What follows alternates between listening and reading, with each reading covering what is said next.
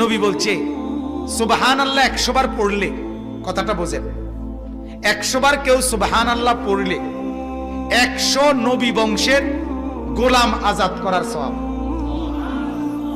আলহামদুলিল্লাহ 100 বার পড়লে আল্লাহর নবী বলেন 100 ঘোড়া আল্লাহর রাস্তায় যুদ্ধের জন্য দান করার সওয়াব।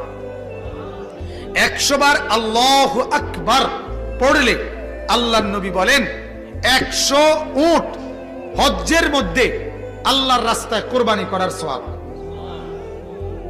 কয়টার সওয়াব কইলাম? সুবহানাল্লাহ, আলহামদুলিল্লাহ, আল্লাহু আকবার। এরপরে নবী বলেন 100 বার যে পড়বে লা ইলাহা ইল্লাল্লাহ, বলেন, আবার বলেন, লা ইলাহা ইল্লাল্লাহ, লা ইলাহা ইল্লাল্লাহ, লা ইলাহা ইল্লাল্লাহ। তাসবিহ পড়তে যেন তাড়াহুড়া না হয়, ঠিক আছে না? ইনশাআল্লাহ সুন্নত, সুন্নত হইলেও ধীরে ধীরে পড়া, এক এক নিঃশ্বাসে এক একবার পড়া। সুবহানাল্লাহ, সুবহানাল্লাহ, সুবহানাল্লাহ, সুবহানাল্লাহ, সুবহানাল্লাহ, সুবহানাল্লাহ, সুবহানাল্লাহ, আলহামদুলিল্লাহ, আল্লাহু আকবার। কয় আসেনি মানে না হলে না, দেখছি না থাকলে কি আমি শান্তির দেশের থেকে করি